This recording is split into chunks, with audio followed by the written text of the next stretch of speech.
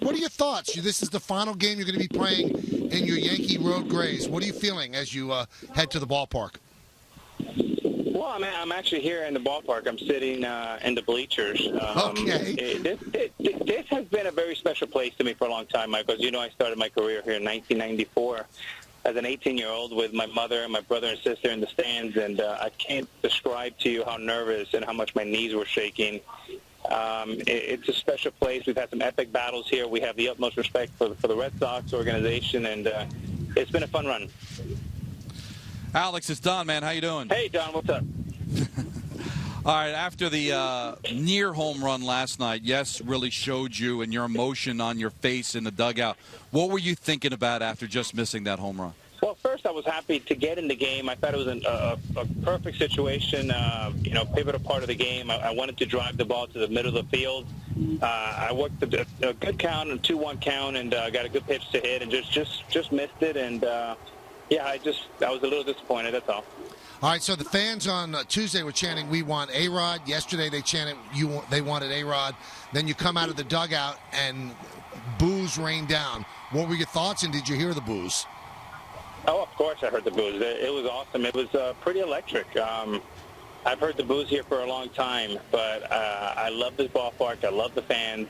The excitement is always top-notch, and I was happy to get in the game last night, and more importantly, to win the game. Alex, do you believe that you're being treated fairly by the organization? You know, Don, that I'll have plenty of time after Friday comes and goes, and I can go home to Miami and kind of think about things like that. But right now, my focus is to really enjoy the last 48 hours, and I'm down to maybe 7 or 8 at-bats, and I'm going to try to do the best I can with it. Now, Hal Steinbrenner and you, it seems like when you guys came to this agreement, Alex, that you have a very, very good relationship. Is that accurate? Yes, it is, and Hal's been very good to me over the years. His father brought me here in 2004, and Hal and I have developed a nice relationship. I've been incredibly impressed with how passionate he is about the team, how involved he is. The fact he was watching videos last week, I gave him a hard time about that. I thought that was great. And look, I'm looking forward to finishing strong here in the last 2 days, help us win a few games. And then I'm looking forward to having a conversation with Hal and kind of get deeper into what is it exactly that he needs from me to help move the organization forward. Now, here's the follow-up question, Alex.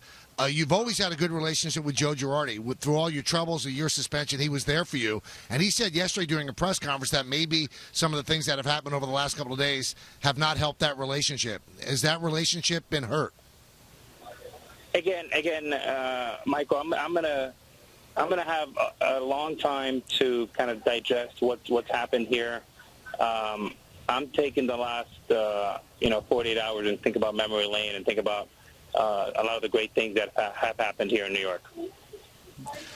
When you were not playing for a long stretch of time, was there conversation with you, Alex, of we just don't believe you can help the team, we believe we're a better team when you're sitting on the bench, or was it just a day-to-day thing where the numbers just dictated you not being in the lineup?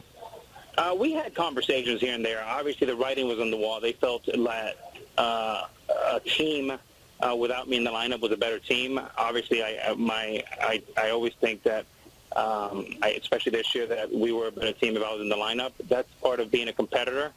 But nevertheless, again, here we are, and I have 2 games to go, and I'm going to do the best I can to really just enjoy it and soak it all up. All right, so, Alex, you always stay within yourself when you're on the field.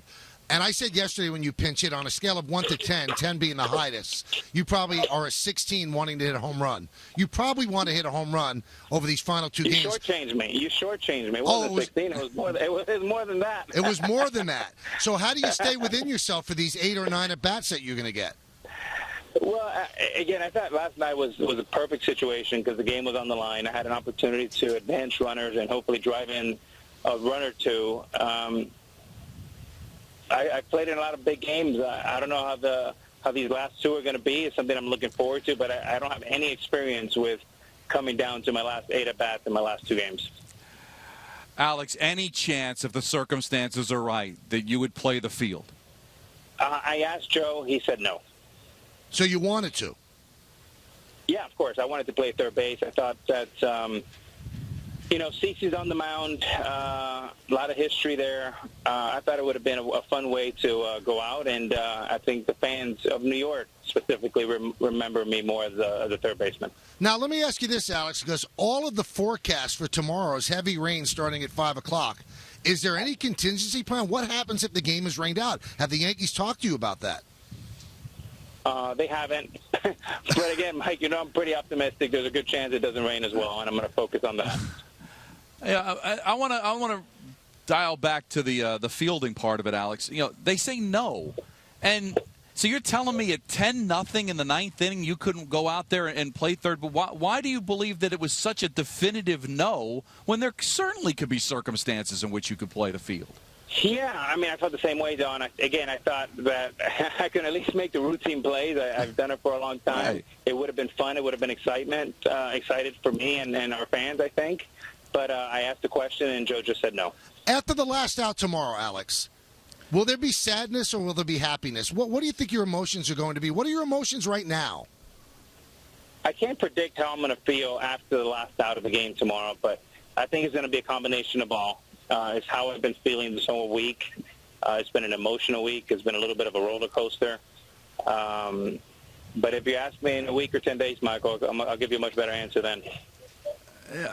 When you read people, Alex, you've been around for a long time. When you hear like Joe just shut it down and say no, and when you're not playing, do you really believe that it's all about baseball, or do you think deep down there's other reasons why the feelings are as negative as they are? Look, for me, I thought that the deck was cleared a long time ago. I've certainly, put the past in the past. I've done the very best coming back here and focus on winning baseball and being a good Yankee.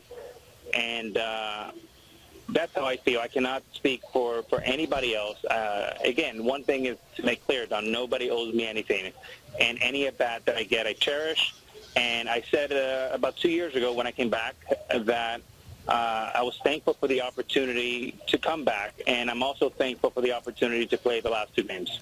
You've been very, very elusive when you've been asked this question over the last couple of days, but it's incumbent upon me to ask you.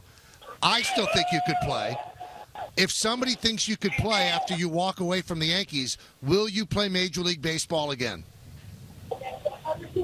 Again, Michael, I told you that, I think, yesterday. I haven't thought too much past Friday. I still think I can play, too. I got into a funk this year. I got injured. I never got in a rhythm, and there was some mechanical flaws in my swing. I could never get it right. But I always felt that I was going to be able to finish strong this year and have a really big next year. But, again, that wasn't in the cards, and here we are. Are you comfortable that if your last at-bat comes on Friday that you could live knowing you still have more to give but the opportunity wouldn't be there? I think so, Don. Look, I'm still processing this whole thing just like the both of you are, and a lot's happened in a week. I played for 22 years, and then I had a conversation with Hal on Wednesday. It was a positive conversation, but I'm still processing this thing, and I think once I get home and get settled with my family and take a vacation, I'll have a much better answer.